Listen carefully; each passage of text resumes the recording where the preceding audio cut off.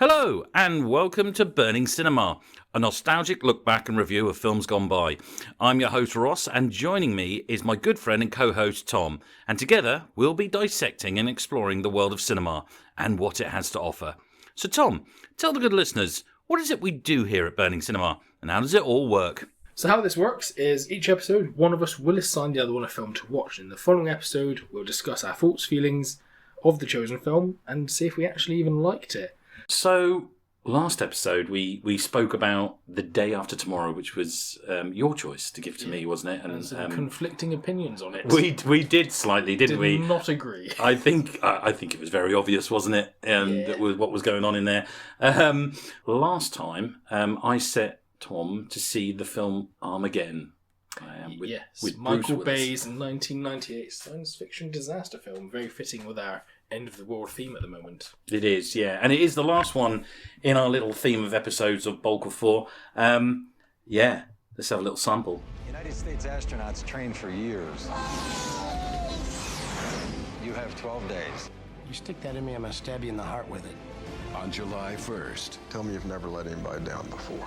I never quit yet. How's that? Earth's darkest day How you feeling? Good. Considering I've never been this scared in my entire life. will be man's finest hour. I'm marrying you. You bet you are. Bruce Willis, Billy Bob Thornton, Liv Tyler, Ben Affleck, Will Patton, and Steve Buscemi. Whoa! This is so much fun, it's freaky! All the time in the world We have 18 minutes to zero barrier. is all they've got. We all gotta die, right? I'm the guy who gets to do it saving the world. Do you think I'm gonna quit? We never quit! It's my father up there! I love you!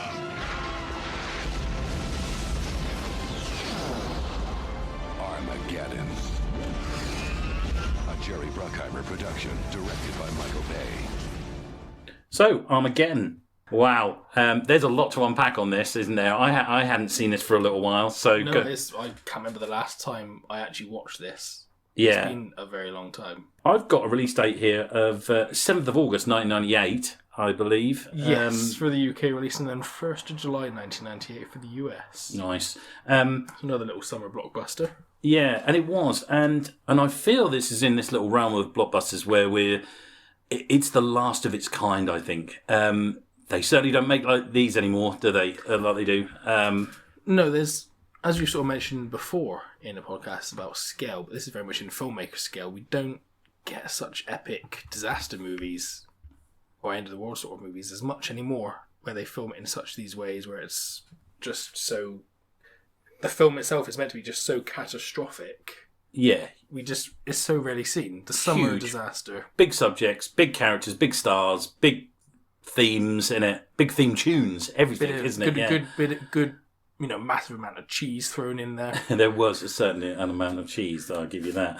A little tiny fact here for you is that Bruce Willis had made a deal with Disney, who currently owned Touchstone Pictures at this time, who made the film.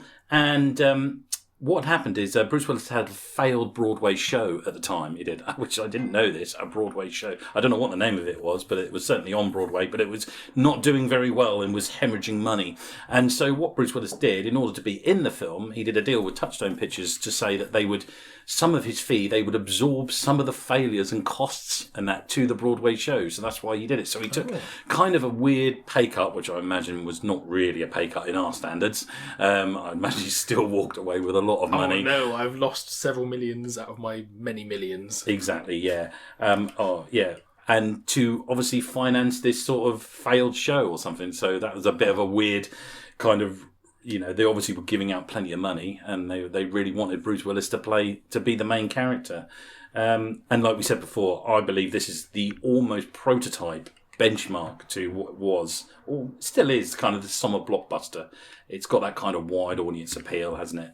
So Tom, you had to sit through this, and I it sounds like I'm like a pain. Like I made you sit through this. No, I didn't. There was no forcing to watch. You weren't forced to watch it, but you did have to watch it in order for this.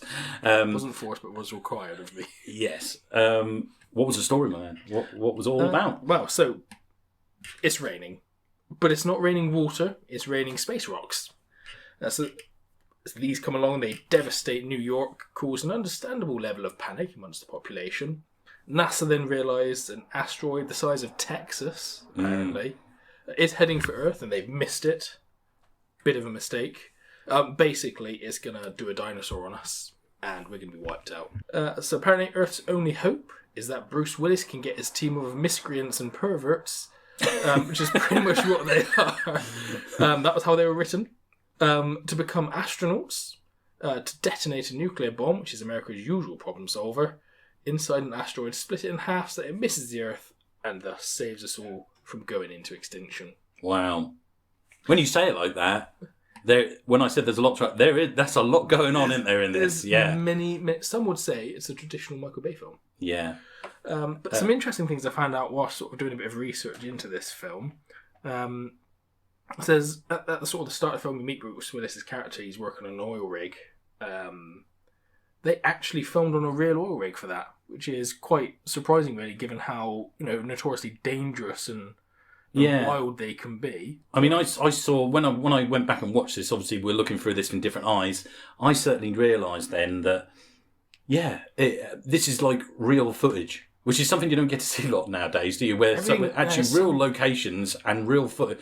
And I think, well, is it an oil rig or is it like some kind of, I don't know, gas plant or something on ground? I mean, they could be forgiven for making an oil rig and filming there. And again, practical effects are more for it. Nowadays, like you said, it's a lot of CGI because there's no sort of on-location filming. But no, they decided, no, we're just going to go to an oil rig. And nice. I mean, I respect that. That's pretty cool. Yeah. Was apparently... Michael Bay actually apologised for Armageddon. Wow. Some sort of interview or whatever he was doing, he said he only had 16 weeks to make the film, and if he could, he would redo the entire third act. Although apparently he's later tried to retract that, but there is apparently audio out there where he apologises for Armageddon.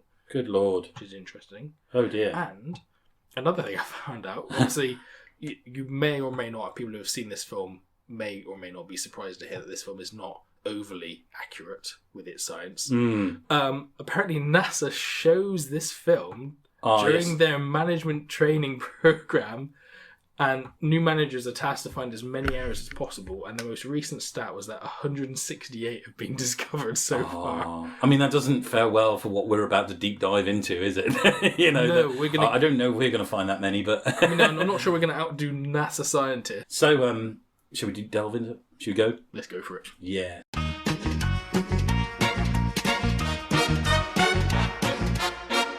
So we're introduced to, we're at the very beginning, before even the little title sequence, we're into space, and we've got a few lines from the man himself, the great actor Charlton Heston, of all people, which, believe it or not, he doesn't get any credit for it. There's no name or as narrator or anything or there. And I did a little bit of a dive into the internet to see. I just wondered how much money this man got, because at the time, obviously, he was a very big actor. He was the Clint Eastwood, the Kirk Douglas, whatever at the time. These old actors and he comes back and I think he's done quite well, but.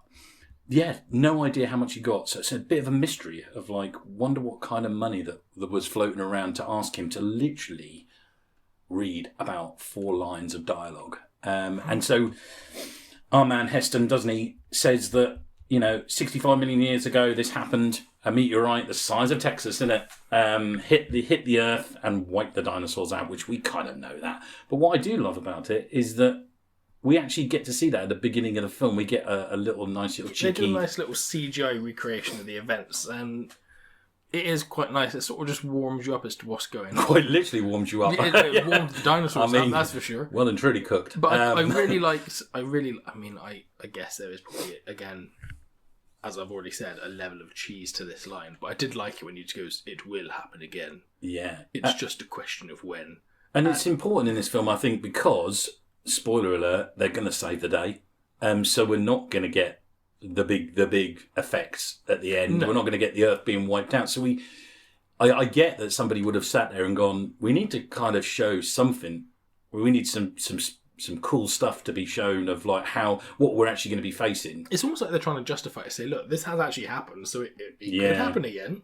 Yeah, so I like that bit at the beginning. I thought that's quite good. We get introductions, don't we? We get various different scenes, and we start dotting ourselves around. And we start with an introduction to Billy Bob Thornton's character, Dan Truman, and he's sort of like the man in charge of NASA, or at least very high up in NASA. Yeah. And there's some sort of what appears to be routine maintenance on a satellite. There's a space shuttle. There's a man doing mechanics, and then out of nowhere, just suddenly, the spaceman, the shuttle, the satellite just gets decimated.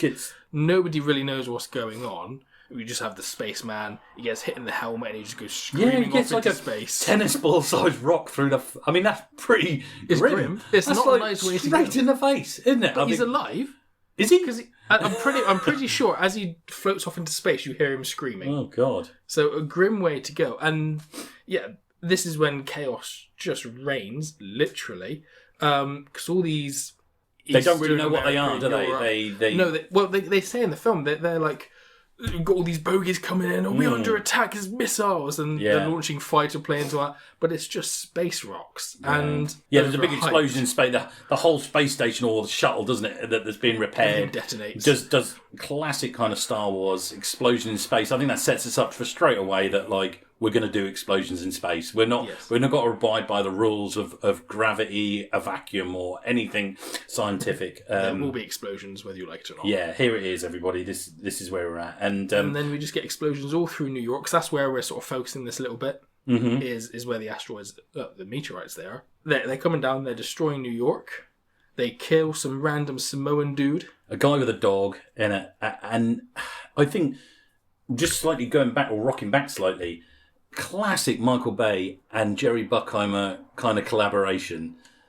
We give so many extras, like, who would have not, like, lots of lines. So there's an amateur stargazer, isn't there, whose wife comes in, who's cooked his dinner, hasn't they, right? And he's like, get the book! He watched at NASA because he's seen these things coming. Yeah. It's just this whole cluster of things going on, really. So New York gets destroyed. It gets heavily damaged. Some poorly aged moments in there, isn't there? So there's a taxi driver who's got some passengers and is explaining the traffic to them, and one of the lines is going, it could be terrorists, it is New York. Yeah. And then we later have scenes of the World Trade Center, essentially, isn't it? Having been hit by meteorites. We're introduced, aren't we, to poorly aged. I remember watching this. I went to cinema with my mate many years ago, probably about 18, 19 years old. And I remember watching this scene. Was pretty cool. There's no doubt about it. I know where you're going with this. So some of this, we're now in hindsight, but it was watching this was like, this is actually quite a cool meteorite/asteroid film. This is quite good.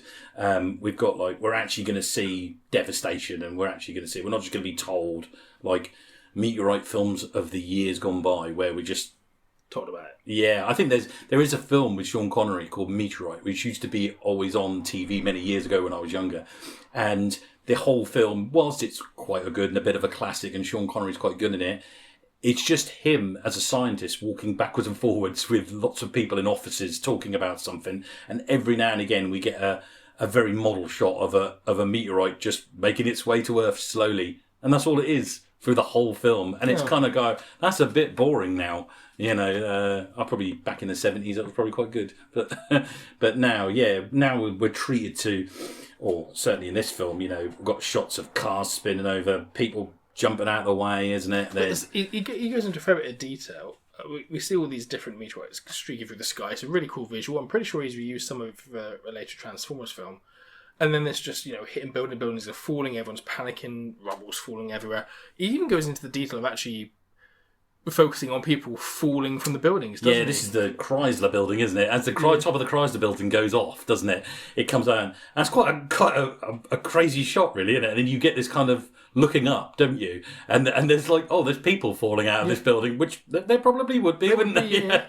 Yeah, that looks pretty horrendous. It's all a bit chaotic, really, for an opening. It's just chopping and changing here and there, but it fits with what's going on. And like you said, we've got this crazy old man who's got this insane telescope, for unknown reasons. He's a bit of an arse, though, isn't he? Yeah. He doesn't like his wife. She doesn't seem to like him very much. And yeah, he's somehow figured out sort of a bit what's going on, and he's sort of trying to get hold of NASA. They're trying to figure out what's going on, why this is happening, trying to keep it under wraps, aren't they, by getting control of all the they don't want to tell anyone what's going on, do they? They don't. But interestingly, there's actually a Michael Bay cameo in one of these scenes. Yes, there is, isn't there? Did you see it? Is it when they say that spine-tingling, nerving line that we're going to Hubble? Yes, we're going to and Hubble. There is the most over-exaggerated music sound effect and everything where they go, we're going to Hubble. It goes to Hubble, and they sort of have to try and move it, don't they? And then I actually took a picture of it because I didn't know if you would notice it. But there's Michael Bay. Obviously, viewers can't see this, but Michael Bay plays in a white lab coat, scientist holding a folder with a space shuttle on it. There you go. And they wheel across the desk, don't they, and press some other buttons because they're going to move to Hubble. You know, they are. Yeah, I always thought that there was probably people just running Hubble, but obviously not. That's a different desk that's not manned at that time. But, and we sort of move on to NASA trying to figure out what's going on, and they've seen now this massive asteroid moving towards Earth, and they declare it to be, as they say in the film, Texas-sized. And if I remember, we're going to come back onto that later on because I have some issues with that. Anyway. Already we've got issues. This massive asteroid is heading to Earth, and they declare it and say, you know, this is a global killer, end of mankind level problem. Yeah. You know, he says, well, it's what we call a global killer, sir. You know, it's the one, not even bacteria will survive, doesn't he? He says.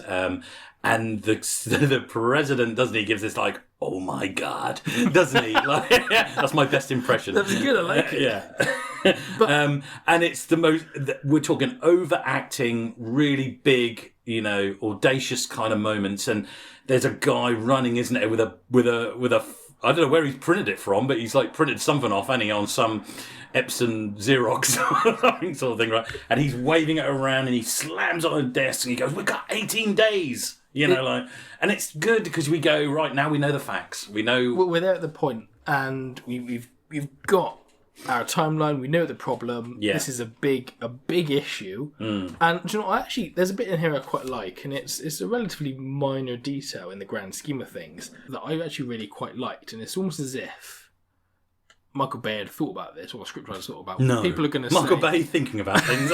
How dare you? I'm a reasonable man. Yeah. And they answer the question, as one of the characters says, if it's the size of Texas, why didn't you see it? And everyone else is probably going, a valid question. Yeah, if it's a big rock coming this way, it must be visible. And they've come back and basically said, well, the budget you give us here at NASA only allows us to watch 3% of the sky, and the sky is pretty big. And it's like, that makes sense, actually. That's I quite suppose. good, yeah. This sky is pretty big. I think it's certainly throughout the rest of this, as we go through this film, I certainly got the opinion that they've got an answer for everything. There's like whatever you could question in this. Whilst this is an incredibly questionable film about lots of things, someone has done an incredible amount of homework to go, oh, no, this is the reason why that works. Oh, no, you know, this is the reason why. They even mention in there why there are fragments, because it's gone through the asteroid belt, hasn't it? And it's now smacked them out of the way. And it's carrying this trail of debris that's pushed them around. That's why we've got what that is, because they are the questions that everybody will answer. We'll go, well, hold on a minute. We've got things which he even mentions earlier, they're the size of basketballs and Volvos, and you know, why are we getting them, but we're not getting the main event? You know, why is the main event taking so long to get here, you know? And so... They have put a little bit of effort into it, at least, which is fair enough at the end of the day. They want to make it a little bit more to the, let's say, average viewer, who is not a NASA scientist. They've tried to make it a bit more acceptable, essentially. A level of believability to it, to someone who isn't a space expert. And I mean, on that believability, on the LA meteor shower, there was a little fact on here that they actually used, I thought they were just like CGI cars, nearly all of them. You know, we've got the cars that are flipping up, aren't they? They're catching fire and they're spinning in the air. Majority of them, with the exception of probably a few more than when they're using there, were actually real cars. So they're put on gas hydraulics and fired into the air. And apparently, it said, near running actors. Like literally landing 10 feet away from them. Like, it calculated and timed exactly. I'm to pretty land. sure he's maintained this in other films he's done, because I'm pretty sure he did it in, I know we've already mentioned Transformers, but I'm pretty sure he's just maintained the technique, and I like it. It looks real, and it's quite enjoyable. Yeah. But yeah, and you mentioned before about sort of the asteroids hitting the buildings and going through.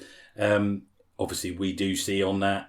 And bearing in mind, this came out in 1998, so 3 years before. But 9/11. but it was probably filmed a year before or so, you know, if not at least.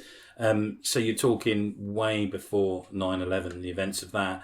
How were they to really know? And we have got the Twin Towers are in there. But a little known fact is, if you were ever watched this, obviously post 9/11, if you watched it on television, you would have got a slightly edited out version, which they took the Twin Towers out. They did and removed them out there. So, but then interestingly, so I watched it.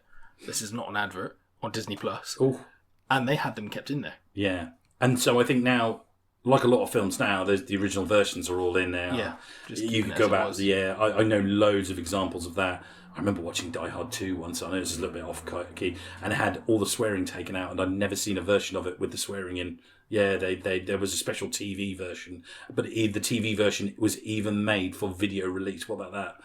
That is crazy, isn't it? You know, and I remember watching it once and when I almost watched. This is a new film with loads of new dialogue in. I didn't even know this existed. You know, so I think, you know, time, whilst I've been kind to the victims of it, you know, time has moved on, and now they've gone, well, we can show that, you know. But yeah, well, looking at it on fresh eyes now, that's in hindsight, it's very odd, isn't it? It's the whole point of what we do here at Burning Cinema Podcast is to look at things with hindsight and look back on these films with more mature eyes. You're slightly more mature you see than mine, sort of slightly differently. And it been mature. How dare you? They're mature enough. So there was a bit of a chaotic start, which is very fitting with the theme of the film. And then we sort of would take a bit of a slower pace now. We're going to get introduced to our main superhero in this film. Not really a superhero, but, you know, Bruce Willis, absolute icon of cinema. He plays Harry Stamper. He works on an oil rig. He sort of runs the business. He's a driller looking for oil. His first task of the morning, though, is to smack golf balls at Greenpeace protesters. At Greenpeace again, like, I don't think you'd see this in a film now. I really don't think. No, but he does raise an interesting point, which is something that people do in these ongoing protests. Is he's there as he's smacking the golf balls at them, having to go at them for using their diesel-powered boat. So how much oil is that burning up? I think there's even, someone might correct me, there's a little, literally as someone, I think it's, is it Chick, his name is? His best mate. His best mate, and it turns up. And he says something about, I don't know, rig number 5 or whatever is not working properly, isn't it? And while he's talking about that, Harry, played by Bruce Willis, turns around and says, I donate X amount of millions of pounds to some cause. It's literally a line that I never heard before until this time I watched it. And I went, you've almost tried to recuperate, you're trying to bring yourself back online again and trying to resolve yourself, aren't you? From, I hate Greenpeace to, well, actually, I give them loads of money, so I've got every right to throw golf balls at them. I don't really know why that has a very justification. Odd. Yeah, like a justification to assault people with golf balls because I give you money. I just find there's one bit that just made me laugh is that when he hits a golf ball at them and it like pings off the side of the ship, one of the protesters just literally goes, "That one was really close," or something to that effect, and it just made me laugh. The little lines. But we then start to meet some of the other main characters. We get to meet AJ, who's played by a young Ben Affleck. Very young Ben Affleck, yeah. And immediately we know these two do not get on. No. AJ keeps screwing things up. And then it gets, how can I put this, much worse when Harry then discovers his daughter is in AJ's bed.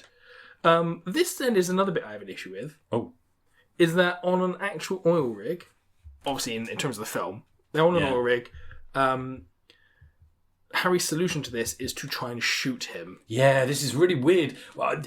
Again, watching this years ago, I kind of just went, "Oh, it's just a funny scene." Yeah. But now with some more, as you put it, more mature eyes on it, I kind of go, "This is quite insane." He's got like a 12-gauge shotgun, and he's actually actively shooting on an oil rig, which I'm not a scientist, but. Or an oil rig worker. No, but I put 1 and 2 together that oil is quite flammable and guns probably shouldn't be anywhere near things that can catch fire. And also raises questions of, like, one, equipment that he's damaging. Yeah. Two, why does he have a shotgun and an oil rig?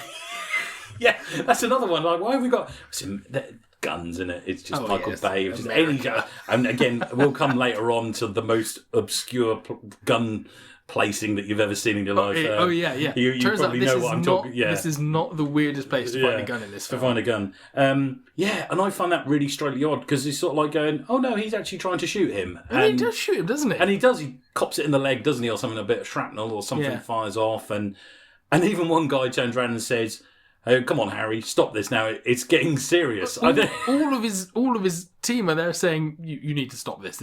You're overdoing this a little bit." Like, yeah, he's with your daughter. Yes, not great.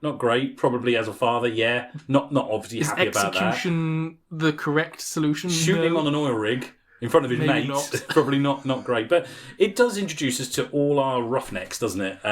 Some of them. Some of them. Yeah. We meet the main ones as sort of Bear, which is Michael Clarke Duncan. Yeah. And Steve Buscemi, who plays Rockhound. Yeah. Which I kind of like that. We're starting to introduce the character roster, aren't we? And who they all are. And also you've already mentioned. And I kind of understand that that's kind of its purpose in this film for a little bit, is to just sort of introduce and get to know who everybody all is and everything. So yeah. And then we're then going to come back to NASA, and NASA are baffled, aren't they? They have no idea. They're coming up with all these preposterous ways of trying to stop this asteroid. You get that really. We've even had time to build a little model, haven't we? A little yes. Little models are coming out with a foil. I've only described as a foil blanket comes out, and it's funny because we ridicule it now. Yeah. And even the character that Billy Bob Thornton plays, Mr. Truman, looks at them with like pure contempt of like, how have you people got a job here? Yeah. But then. Another very young person, Jason Isaacs turns up, and he's got a bit more of a plan. Dr. Quincy is himself. Dr. Quincy. Yes, I mean, what a fantastic actor. This is the first time I was ever introduced to him, and it was one of those things where, this is Jason Isaacs. I didn't know it was Jason Isaacs, if that makes any sense, in Armageddon. And then later on, he was in loads of other films, and I went, that's Jason Isaacs. I know who he is. Yeah. And I think the acting level just goes up a notch. It's just he's playing it British, which is good. He doesn't pretend to be American or anything like that. He's playing himself, and it's kind of one side of the table you've got the military, haven't you? And then you've got the other side, you've got the scientists, haven't you? And he's going to give you the firecracker scenario, isn't he? About holding the firecracker in your hand, which is I thought a really wonderful bit of script writing in terms of explaining how they want to deal with this asteroid. Spot on, isn't it? You get the idea. Naturally, America has jumped to the solution must be nuclear bombs. Yeah. The explanation of it is perfect. And essentially the plan is, if they actually detonate the bomb inside the asteroid, it should split it in half and allow it to pass by the Earth. Everybody's okay. That's the plan. Obviously the plan is saying, that's one thing, very easy to say. Turns out a little bit more difficult to do. Yeah. But that's sort of how Jason Isaacs comes in. He's obviously a very smart character. And then this is how they've got to figure out how we're going to make this work. And this then leads us to Harry. But Bruce Willis is because initially NASA's plan was to get some of their astronauts trained up to do the drilling, and Harry says, no, that's not going to work. Yeah. We're going to get my team to do this, and you're going to teach them to be astronauts in less than 3 weeks. And that's the thing that we keep saying, is that this film has an answer for everything. Because my question would be, well, wouldn't it be easier if just like Bruce Willis just taught isn't it easier for the driller to teach the astronauts how to drill than it is for them to go up there and try and drill on their meteorite? That's the. But then I think he says, doesn't he, to Truman, doesn't he? The stuff I've learned, I can't teach. That it's almost like a get out of jail for free card, isn't it? It's every time, isn't it? Yeah. It's like, you can't. No, I can't teach any. I can't teach any of it. What? None of it? No, none of it. None of it at all. It's all in my head. The whole world just relies on me now. So it's me or nothing. So he's got to go up there. But he's going to answer the call, and he's going to go up there and drill a hole. And we get a nice little montage of them introducing most of the team, and I'll come back onto this. So we get to meet some of the other main characters. We come back to, Rockhound and Bear. We've also got Chicks there, played by Will Patton. Some of the other team we get introduced to. Owen Wilson turns up in this film. Yes, he does, yeah. A very early Owen Wilson appearance, yeah. He appears as Oscar. Ken Hudson Campbell as Max. That's the team we meet. Yeah. We then come to a table where Harry tells, there's sort of montage of them doing their various things. Yeah. Then it comes down to depression level. We're all going to die. Oh yeah, they're all being And told. then there's another random dude at the table. Oh, The character of Noonan. who's that? Exactly. We have Who was he? I don't remember him. He got no introduction whatsoever. But the crazy, I do quite like the montage and the build up that is there where they go looking for everybody because they're all got like their own little stories. It's clear that they are a weirdly chosen bunch of roughnecks, aren't they? Of oddballs. The one thing that gets to me, and in an already an unbelievable film, right? I have a little bit now. I want someone to answer this to me, right? So he goes to AJ, doesn't he? He has to go. He has to sort of succumb to AJ and ask him to come with me. Well. I need your help. And he goes there and he rocks up at this desert kind of pumping station, isn't it? Oil refinery pumping station. Yeah, like a real low key one with like one pump going up and down. Classic kind of Texas oil field kind of thing. And it says AJ's Oil Drilling Company and Co. or something like that. I hope I've done the maths right, but it's been 2 days since AJ left the oil rig.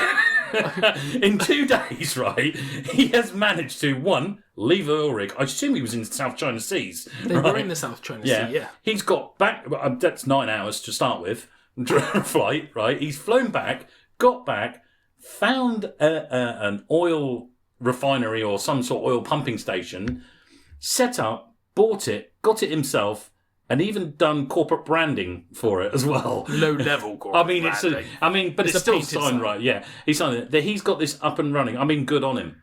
I mean, wow. I suspect that he already had this business on the side. He could have done. That could be the answer.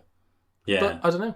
But it just seemed to me. I always remember it being quite jarring to me. Like, hold on a minute. I had the same thought when I was watching it. Yeah. I was like, oh, this is a quick turnaround. It's got to be Anna. It's got to be Edit or before, didn't he? Probably. Or it's a side hustle. I guess we'll never know. No. But there you go. They have some conditions, don't they? There's They a do have little some moment conditions. where they have a list of requests, which are quite funny. They're quite funny. You can tell that the requests were purely done for comedy purposes and not... Because, I mean, if I was making that request, I'd be asking for a nice house, an estate. One of the things they said, they don't want to pay taxes anymore. I mean, never mind about that. I don't want to work anymore. I'd like a statue of me in my local town, built huge, like massive, with From the finest stones. in like a space uniform and everything like that, saluting. I don't know. Some really low level requests, like bring back 8-bit tracks, 8-track tapes, 8-track tapes. Yeah, and it's like, what? And I think that's the idea. I'd be asking for a private island. Was it Oscar asked for? He's got 56 speeding and parking tickets across 3 states. He'd like them just wiped off. Yeah, I mean, makes sense. I mean, they will be if they don't succeed. I mean, if they don't succeed, Wouldn't worry about them. No need to worry anymore. Yeah, I love the line that the military official, because he's not happy, is he? Is that Keith David? I think the it general? is. Yeah, and the general, he's I don't know, he's not. You got to have a bad guy or something, but I feel in this he is kind of the bad guy, but he's only following orders, isn't he? He's not really quite the bad guy. But he's obviously not happy about any of this, is he? And he's going, look at these reprobates we've got here. We've got all sorts here. And one of them he says, some of these have served real time. And one of them, and I love the line, is a collection agent for the mob. I love that he's collecting money on behalf of the mob. Obviously, we get the point where they fail everything but get past anyway, but they start to struggle, so Harry insists that they have some time off to potentially enjoy a last bit of time on Earth. Most of them get arrested. Chick goes, we learn a bit about his backstory. He's obviously got an estranged wife, and he's got a son who doesn't know that Chick's his dad. So we learned that as well. But there's also another little nice detail that I quite liked is Harry and Truman sit down and have a bit of a chat, and we discovered that Truman wanted to be an astronaut, but he couldn't because he wears a leg brace for whatever problem he has. He never made it, did he? So he had to watch all the others go to space. Go off and do it. But he mentions this nice little line of he always wanted the mission patch, because that's what they get when they do a mission. They get this. I forgot that. Yeah, he does, doesn't he? And that comes back at the end of the film. But we'll come on to that obviously, presumably a bit later on. So it's a nice little human element to it. That, and he says, "I wish I could go up there with you, and I would be if I was physically capable of it. I would go up there with you," which I think sort of gives a little bit of respect between the two characters in that. You know, Harry sort of realises this man is not just sending them up to their doom. He wants to go with them, but he can't. Because obviously, these people are going to do the drilling, aren't they? They've got to get up to the asteroid to begin with, so we need some flight crews. So we get to meet the pilots of... So they've gone up in 2 shuttles, aren't they? We get to meet the pilots. We've got William Fichtner. I think that's how you pronounce it. Is he the captain? He's been in lots of films, hasn't he? He's the colonel. He's in so many films. I want to know who named him. Yeah. Colonel Willie Sharp. That was... Is he a colonel? Is he colonel? He's a colonel. Right. I've got him written down as a captain, I have, so I didn't know. I just assumed because he was flying the ship, he was a captain. Do my research and but I reckon you're correct. I reckon he's a colonel. Yes. According to IMDb, he is a colonel. Well named, obviously. Yeah. His co-pilot is Jessica Steen, who plays Jennifer Watts. Right. We also meet the other pilots. We've got Colonel Davis and Tucker, and then we've got the 2 sort of weapons specialists, Gruber and Halsey. Now, interestingly, the character of Halsey is the only member of the mission crew who actually doesn't even have any lines. Oh, right. All the others do. Oh, so there's like a 14-man team, and anything. he doesn't have it. You literally see him a couple of times. Right. Because they see them walking down, don't they? Because they're going to meet them in the hangar, aren't they? They are, when their first interaction. Very unimpressed. And they do... And you hear the colonel, don't he? He turns around and he says, well, these guys have got the wrong stuff, haven't they? You know, which, again, that's quite an old reference, even for its time back then. I mean, an old reference now. So that people of 80s film, The Right Stuff, would know that's where it comes from, which is a loose link. The Right Stuff being it was the Gemini program, you know, of all the astronauts, and... They even do a slow walk, don't they, in a line, and they're all sort of very sluggish and stuff, where in the film, The Right Stuff, that is actually a slow motion picture of the astronauts as they're walking out onto the spacecraft. There's a whole montage of movie. It's parodied quite a lot now, it is, and if you go back and watch that film, but that's a good film if anybody wants to watch it. It's about the true story of spaceflight. But everyone's kind of doing their own thing, and then we get to what is a strange moment, and I don't think I've picked up on, I haven't said yet, about the Michael Bay sunset filter, which is, this film, is on constant. No matter what time of day it is, no matter who it is. I mean, when we went to went to New York at the beginning, didn't we, for the meteorite shower? We've got this tinge, haven't we? This sunset. It's sunset, regardless of what time of day it is, isn't it? The sun is always setting, constant. We're in a constant twilight zone, I think, or something. And here we are, introduced, obviously, to AJ and Grace having some special time. I know what you're gonna with some animal crackers. I've seen many films and I've seen many film scenes. This is one of the ones I despise the most. Wow. There it is, everyone. Despised. I was on my own watching this film for this podcast, and I was cringing on my own watching it. It was. I want to know what they were thinking when they wrote it, because it was almost embarrassing, I would say. It's uncomfortable to watch. I think they needed a moment for them to have, which they already had a moment anyway earlier on in the film, when he proposes to her. Yep.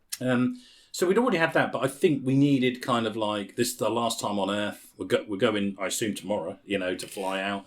The classic kind of, we're going to spend some nice, we're under a tree in the middle of the desert. Cue Aerosmith's I Don't Want to Miss a Thing, innit? Oh my God. Now, being slightly older than you, Tom, I've had the pain of leading the early part of my life, having to listen to this at every wedding, at every end of the night slow dance as well. It was at the time in the late 90s, it was the go-to music. It was to put on. If anybody went, we're going to have the first dance. Here it comes, Aerosmith belting it out, big tune. Overplayed massively. I think it got to number 1. I think, it's... Wouldn't be surprised. Yeah, and obviously Liv Tyler is Steve Tyler, the lead singer of Aerosmith. That's his daughter, isn't it? So there's a little loose connection there. But there you go. But yeah, what a very odd scene. People who've seen the film will know what we're talking about. And if you go and watch it as a result of listening to Burning Cinemas, you can You'll learn what we're talking about. It's extremely weird. Basically, for those who are unfamiliar or want reminding, not that you do, Liv Tyler's led there on her back with her dress undone and her bra out for absolutely no reason that makes any sense. And Ben Affleck is there with some animal crackers, which are animal-shaped crackers, essentially, or biscuits whatever. Things, and he's I don't even want to talk about it. Let's not talk about it. No, we have to. We'll just call it as the animal cracker incident. We'll just call it as. We must talk about it. We are. This is what we're here for. This is the point of burning cinemas. And this one I'm going to burn it. He then decides whether or not the animal cracker must go north to her breasts or must go south. Good Lord. And I very rarely when I watch a film do I want to be sick. But I wanted to be sick watching that. Good Lord. It's just such a bad scene. I hate it. I mean, it's a bad scene. Yeah, I get it. I mean, I don't know if I want to be sick at it. I don't think, but yeah. It was just horrific to watch. There. Yeah, it's not great, is it? It's a time. It's of its time, isn't it? I don't think it's ever been of a time anywhere on the history of Earth. Anyway, moving on. We are treated to another meteorite, isn't it, or another asteroid? Are we calling it meteorite? Are we calling it asteroids? I had to do some research on this, and it actually depends on sort of the size, really, and what they're doing. So, a meteorite is a meteor. This is getting I know. No, wow, there it is. Good science Lord. This is what you brought to the table, is it? Good Lord. A meteorite is a meteor. There's more to this. Okay, go on. Patience. Right. Patience, master. Right. So a meteorite is a meteorite that hasn't entirely burnt up and essentially hits Earth. Yeah. But also, a difference between a meteoroid and an asteroid is essentially the size. Right. So asteroid big. Asteroid big, meteoroid smaller, meteorite makes it to Earth. Meteor is the streak of light. This is a very confusing system. Basically, if you Tom want the to science guy. you may or may not have guessed it, but I'm not a space scientist. Right, okay. Basically, go on Google or other search engines are available, and it will tell you the difference, because there's also comets getting thrown in there as well. Right, okay. But since we're not a space podcast, I'll leave it there. Okay. But there is a difference in its size, essentially, and whether or not it makes it to Earth. Another massive rock is about to hit Asia. There you go. There we go. Another space rock is coming. Yeah, another space rock is coming. They get warning on this, don't they, again, like they did before? They do, but they don't really tell anyone. No, it gets kind of... They're all rushing around the office, aren't they? And they're going, "Oh, we got some... It's heading for East Asia." I didn't even get... Did they mention the country or the town? I think they do afterwards. And town, it's Shanghai. It is Shanghai, is it? Yeah. I think they say like 50,000 people were... I think it's after the fact. After it's struck, they then say like 50,000 people were killed in Shanghai. Yeah. And the world then realises... Yeah, what's going on? We get a little demonstration, don't we, from Dr. Quincy and Truman, don't we, of what they're actually going to do. Some models, just so their plan. Just so us as the viewer know exactly what's going on in this absolute confusing film of how many rockets. We've got 2 rockets, 2 lots of people. We've got some drillers. We've got some spacemen. We've got you name it. We've got everybody. The two rockets make sense though, because the plan is that if something goes wrong, they've got a backup team. We've always got the backup, even though we're going to be going into it both at the same time. So I have a point on that. Oh, you were going to get to that, yeah. I've jumped ahead of it there. Yeah, okay. So, bear in mind, this is obviously critical. They get one shot at this. So they've got the 2 teams. Yeah. Equal sort of capabilities, same equipment, and 2 different shuttles just in case something goes wrong. Why the hell would you launch them so close together? From the same site? I know. Because it's only going to take one thing to go wrong and they're both destroyed. Yeah. Like, surely you'd launch them from different parts of the country. They're almost back to back, aren't they? Almost aren't they? Yeah. I just don't understand the logic. Yeah, it's very odd. The only interesting thing about that is I know that some of the close-ups are obviously models and CGI special effects, but majority of them, they're actually real shuttle launches. They're actually the real shuttle. Cool. They are. Really? Yeah. So when you see the boosters fire up, and when you see some of the close-ups of like the calipers that are being released where it supports it. They're actually all real. They're like you say, they were allowed to film a real shuttle launch, so they're all for this, and they were allowed to do that. And when you see, I think it's Bruce Willis, character Harry, talking to AJ, Ben Affleck, where they're having a little one-to-one, aren't they? Because they're on separate shuttles, aren't they? They are, yes. Because And they're AJ's having a going to little lead the secondary team. And when I looked at that, I went, "Oh, are they really? They were really on the gantry. That's actually really filmed on the shuttle gantry in NASA. So that's, I mean, 10 out of 10 for doing it. It's a weird one because obviously throughout this we've made our opinions clear on things. And Michael Bay is such a weird, divisive filmmaker because on some occasions he's hitting all these bordering on racial stereotypes with different people, and that's questionable. And he's got these weird scenes that make me sick. But then on the other end of it, his commitment to making things sort of as real as possible in terms of, the cars being flipped, film on the gantry, real, is very respectable. Because most people just go, we'll just make it over CGI. I think it's something I miss. In 2025 now, where it can be done so easily, you really... I feel it, being an old man that I am, I feel that my whole life of watching films, I kind of romanticise and go, oh, isn't it nice that somebody's standing outside in a street being filmed? You raise a good point, and I'm going to go off a slight tangent. Go for it. If anyone's seen Expendables 4, there's a very good point in this. I would have never have guessed that. What you would have said. Has anyone seen? I don't know if people have seen it. Expendables 4. You put that out as like an APB or something like that. Has anyone at all out there seen this? Good, call in. Go on. Sorry. Go on. Basically, this is how. I'm going to say it, and it might be controversial. I don't mean to insult any filmmakers. How lazy some filmmakers have become. Yeah. There's a scene where one of the characters, it might be Jason Statham, turns up at somebody's door, and the background, the street, is CGI. Wow. Could they not just hire a house and film it in someone's house looking out at a real street? You could literally just go out. Because it's obviously CGI as well. And it's like, it's just a street. It's not like you're trying to film on some fantastical alien planet. No. It's a road. I mean, if someone knocked on my door and said, "Hi there, there's..." I'm Michael Bay. Yeah, hi, I'm Michael Bay, and I happen to be in the UK for a couple of weeks, right? And he knocked on my door and said, "Ross, I'd like to use your house for some exterior shots or some interior shots." Here's 10 grand. And I go, I have a many thousands of pounds. I go, "There's the keys, mate. I'll be back in 2 weeks." No, so I very much respect Michael Bay for doing that and going out and getting real locations, because people just try and avoid it these days, and I don't understand why. Yeah, but there you go. So we went off at a tangent, but there you got the. We'll come back. We'll come back to that in a back. So essentially, they've launched. Everything's gone well. And then they go to the Russian space station to refuel their shuttles. And this is where we meet a very cool character, I think. Lev Andropov, played by Peter Stormare. Now, I love this man so much. No, I'm glad you said his name. I've got him written down as Russian man. That's all I've got him written down for. Excellent research. Yeah, that's about as much as that. Listeners will understand how the difference of level of investigation is done by either me or Tom. So Lev is this Russian cosmonaut, and he's on the space station on his own. So he's going a little bit doolally. Peter Stormare plays him, a fantastic actor. He's a great actor. He's been in lots of things. So good. Everything he does, he's absolutely superb. So he's there. He's going to help them refuel. Because this is a global effort. They've made that quite clear. However, this immediately goes wrong. Essentially, everyone then evacuates, but they leave Lev and AJ in the fuel pod. Right. Because it's on fire.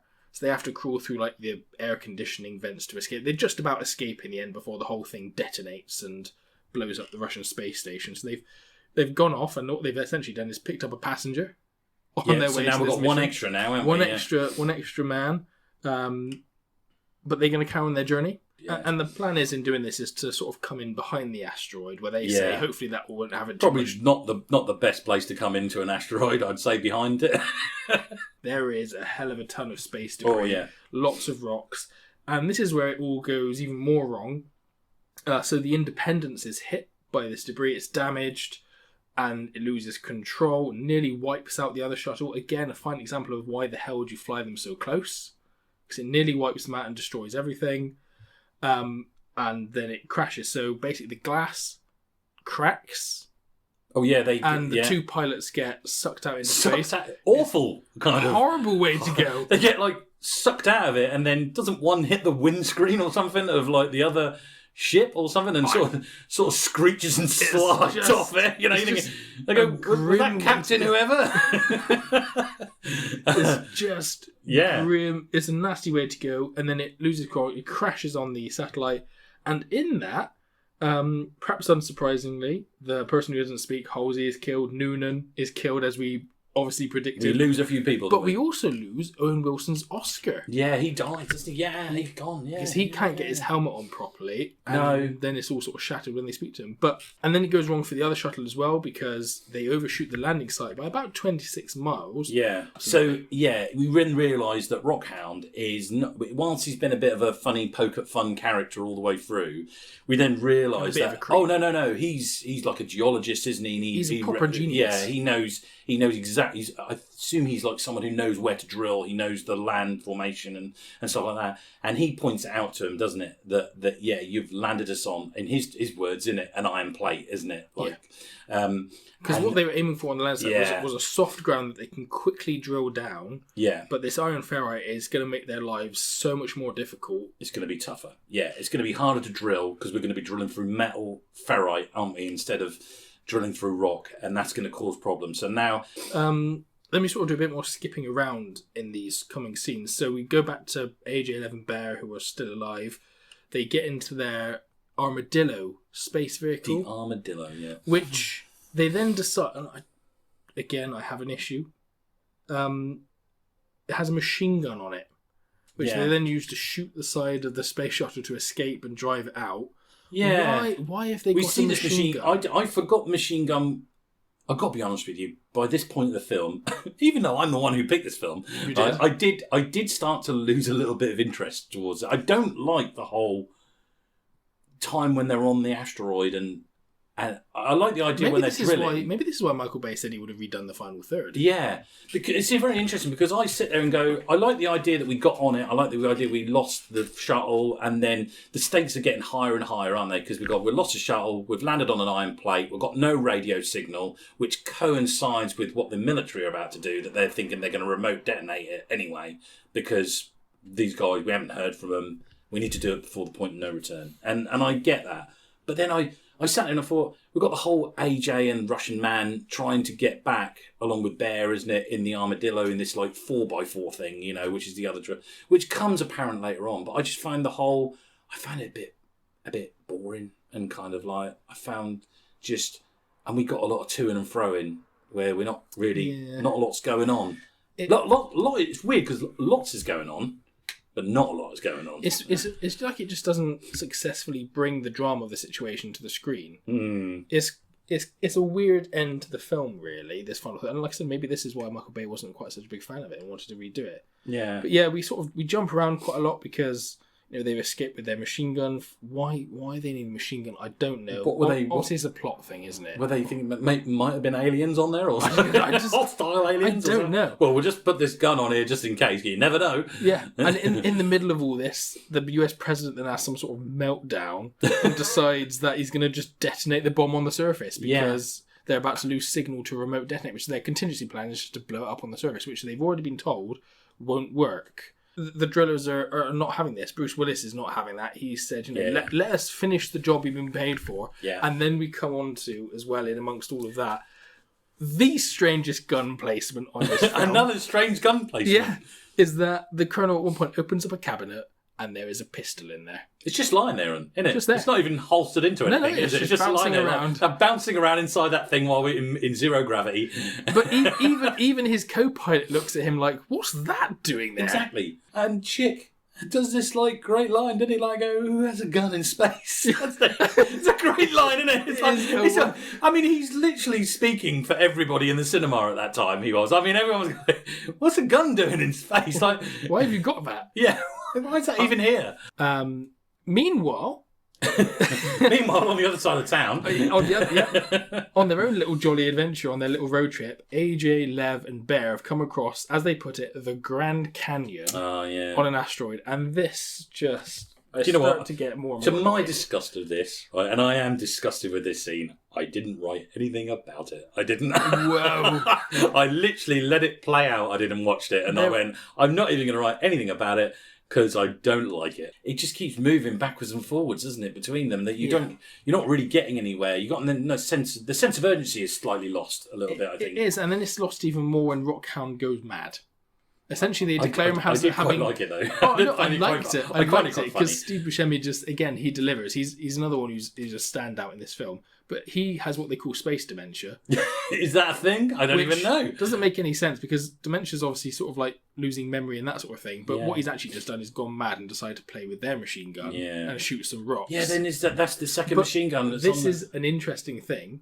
So after he goes mad, they decide to duct tape him to a chair so he cannot move. And then we lose another member of the team because Max then hits a gas pocket, doesn't he, while he's drilling? Yes. They haven't reached the 800-foot depth. Max hits the gas pocket and then that jettisons him in the armadillo. Oh yeah, then he's gone into space. He's gone.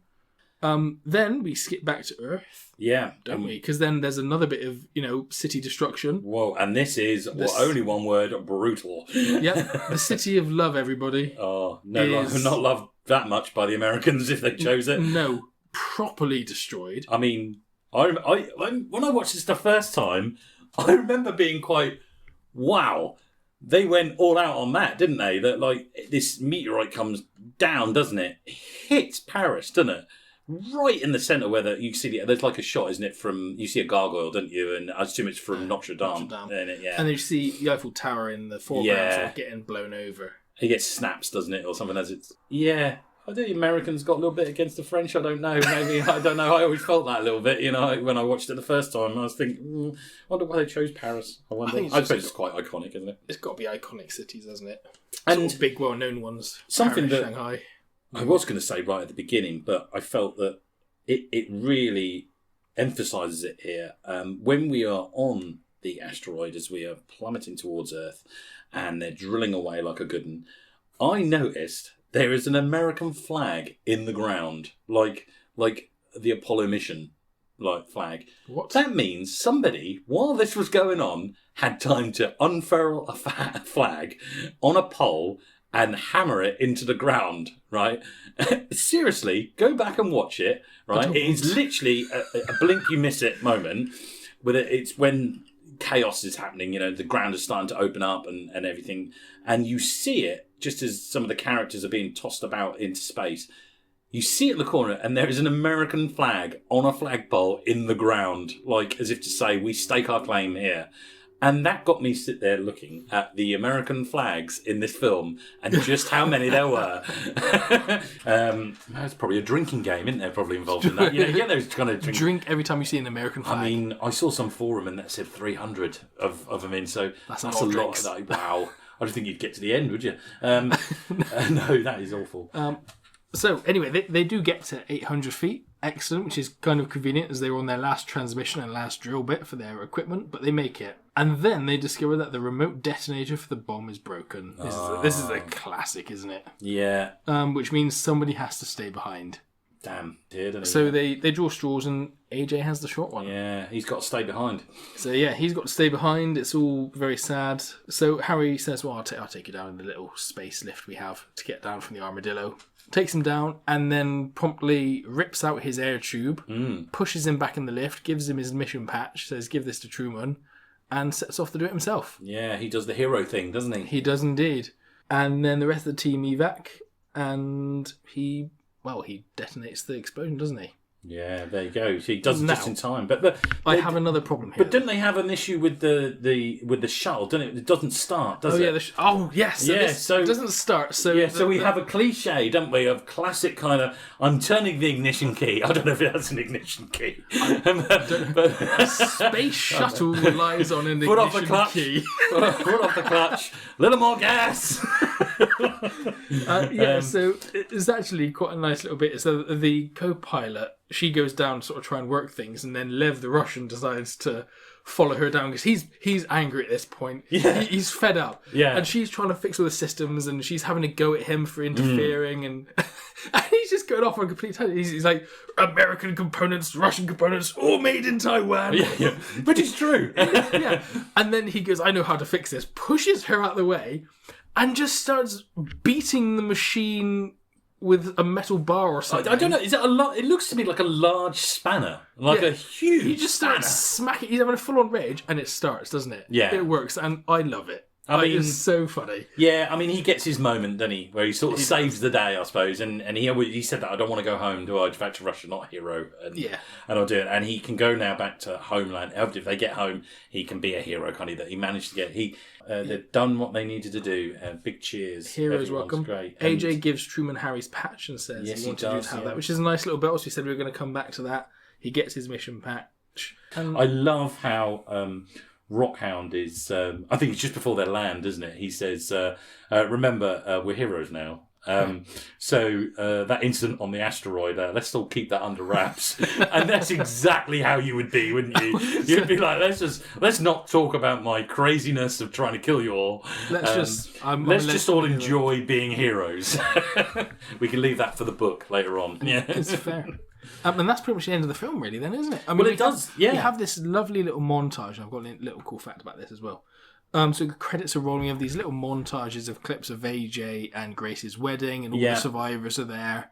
Now that was actually shot on Super 8, and this whole montage was Ben Affleck's idea. Oh right. He suggested doing that, and he even had his own Super 8 to let them film it on. Oh right. Is that why it looks? Because I wonder at the end it looks. It looks kind of retro. And I thought, it looks a bit fuzzy and a bit sort of Super 8. Yeah, and I was like, oh, right. He decided to do it like it's a film, like a home video camera or something like that. Ah, right. Well, yeah, we were treated to Aerosmith's theme tune comes in its full glory, don't we, and everything. It's Not here. holding We've back. got to sell some records. But so as well. I've got something that I want someone to answer me this question, right? So while we cue the theme and just for cool, we get this shot where we pan across, don't we, where the wedding congregation is sitting in it.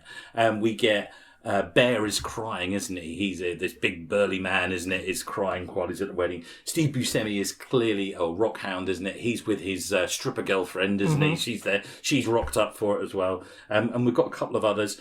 But we've also got Chick's wife, who's there as well. And a random man. Look, if you ever want to go back and have a look at it, a random man sitting at the front, right? It's funny. Who we've never met, never seen, and I have no idea who he is. I can only assume it's her husband. That he was maybe cut from a scene when Chick went back and spoke to his ex-missus. I had to watch that little clip, actually, of the people at the wedding, just before we get to the boards of those who died. Yeah. 4 or 5 times, because I was like, that guy doesn't look like Steve Buscemi. No. Who are those people at the end? Yeah, yeah. It was just like, what's going on? I think, yeah, definitely Chick's ex-missus is right at the very end, but there's a guy leaning forward, and he's just sat there. Like, he's quite a big, burly guy. It's almost as if they had their body doubles in and forgot to put the actual actors in the scene. I don't know who he is. I want to say, I bet there's an answer to it, isn't there? I bet there's like, he was in a cut scene or something. I don't know. Well, that was the film Armageddon.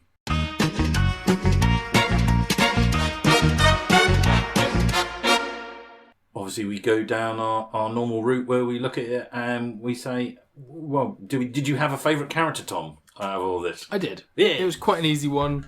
Lev Andropov, Peter Stormare. By far and away my favourite Russian character. man. Russian man to you. Yeah. Yeah, I mean, Steve Buscemi's character, I didn't like the character initially. When he became a bit more smart and genius went mad, that was a bit more entertaining. I went Rockhound. I did. I went Steve Buscemi's character. I get where you're at. There's some controversial comedy, isn't there, with him? Controversial. I didn't like that at all. That he's just bad writing. But if we can just try and put that to the side, I think Steve Buscemi delivers it every time he does. Yeah. And I did note on there that he didn't want his character to be quite, well, as they mentioned, horny and seedy as well. Sleazy. And sleazy as well. So one of the best lines I like is they're sitting on the shuttle before they're about to launch, and he literally leans over and says, "We're sitting on 1 million tons worth of fuel on a rocket that was built by the lowest builder," or the lowest bidder, wasn't it? Yeah. And he said, "I'll just leave you with that just before they're about to ignite the fuse and go off on this, not what you want to hear before you go. And his slow decline in the gravity of the problem and everything, and his faith in it, So, did you have a favourite scene or piece or anything? I mean, I think we know which one was my least favourite scene. I think I made that quite clear. Yeah, animal crackers aside, I'd say. Yeah. My favourite scene, again, involves Lev Andropov when he's just smacking the space shuttle with a wrench or wherever it is. Just, fixing it with violence. It's just, one, it's relatable. Yeah. And two, I just think that is a man who he wants to go home. He's had enough of this. And I just thought that was great. I'm going to pick Jason Isaacs, Dr. Quincy, when he explains about how we're going to do this and he gives the firecracker scenario of putting it in your hand. I love things like that in films because it not only, some people call it dumbing down, but it just absolutely brings the viewer into what is going on. We need to explain.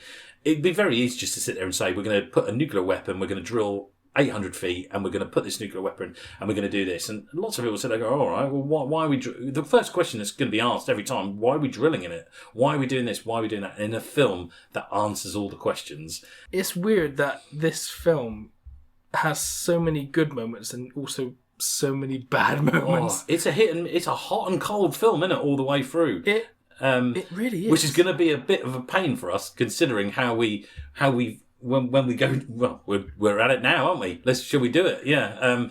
For a flame rating of this, the official Burning Cinema flame rating. Yes, it is. As we are now calling it. 5-1. 5-1 or nothing. We've not had a nothing yet. We are still early. Still early days. I'm sure one will get. And we haven't had a 5. We have not had a 5. Yeah. No. So dare I ask, how did you feel about Armageddon, Dom? For me, it's a 2. It's a 2. It's a 2. It's brutal. I am being brutal because there's bits of it I like, as I sort of explained, but there's so much of it that I find. I mean, there's scenes in there for me to be cringing when I'm watching it on my own. It is unheard of, and it was just so bad, and bits like that just bother me. And I watched it back, having not watched it for years, thinking, oh, maybe this would be quite good, and I was quite bored. I did not. It's not the worst film I've ever seen. There was some redeeming factors, and I could see why this blockbuster. Like I said, for what it's meant to be, them trying to save the world, it's quite dull. Yeah, I think I mentioned, didn't I, earlier on, that I found that little part, the whole armadillo with Ben Affleck and Russian Man in there, and trying to get to where they need to get to. I get that you knew one of the ships were gonna crash, weren't it? Yeah. And that's the thing with this film. It's a very odd film that it's a paint by numbers a little bit almost. We get a lot of things that, well, of course that happens. Like, we send 2 shuttles up there. Of course, one is going to explode and not in that. We're going to de-arm a bomb, an atomic bomb.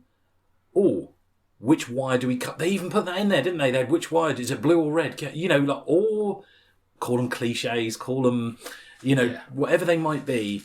There's almost like we had the whole collection of them in a box and just went, we can use all of this. We can do the American hero. We can do the just in time. We can do the, we can do guns. We said it about before, didn't we? Guns in space. What?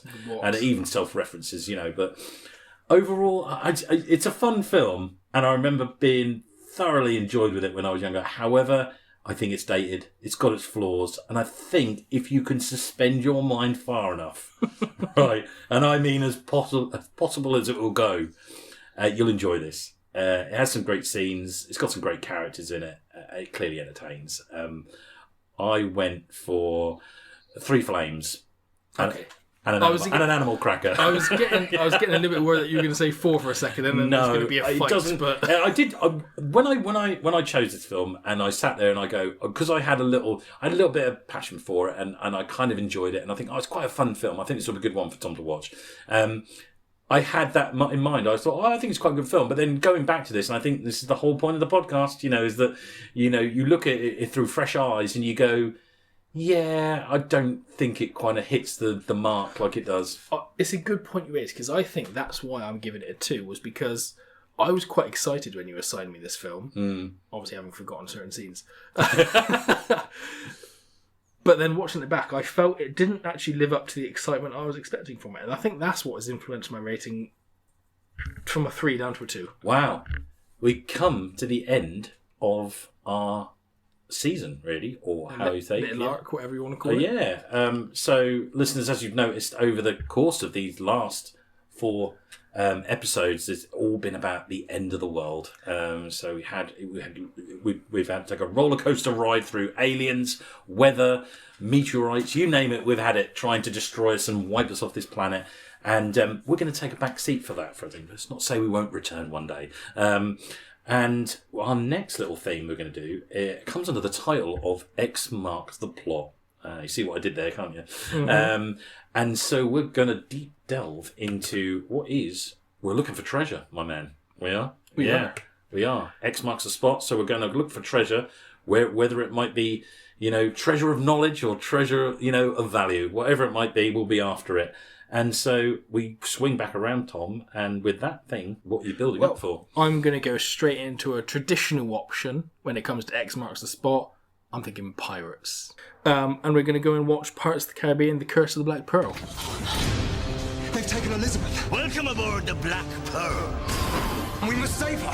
Where do we start? Jack Sparrow. He talked about the Black Pearl. Make a deal with him. He can lead us to it. You forget your place. You are a blacksmith. If you spring me from this cell, I shall take you to the Black Pearl and your bonny lass. You're a pirate. Forgot one very important thing, mate. I'm Captain Jack Sparrow. Oh, Pirates of the Caribbean. Oh, and I'm so pleased you chose the first one, my add. Well done. I'm looking forward to this. Again, weird. I haven't seen this for a while, and I haven't seen it all the way through. I pick it up. I do here and there, and I end up watching the last bit, the first bit, the middle bit. So it'll be interesting to sit down, notepad out, and go straight in from the beginning and sit through all of it again. A sound choice, and no doubt you'll hear what we've all got to say about it next episode. And I think that's all we've got now for Burning Cinema. So thank you for listening. Stay safe. Take care out there. It's goodbye from me. And it's goodbye from me.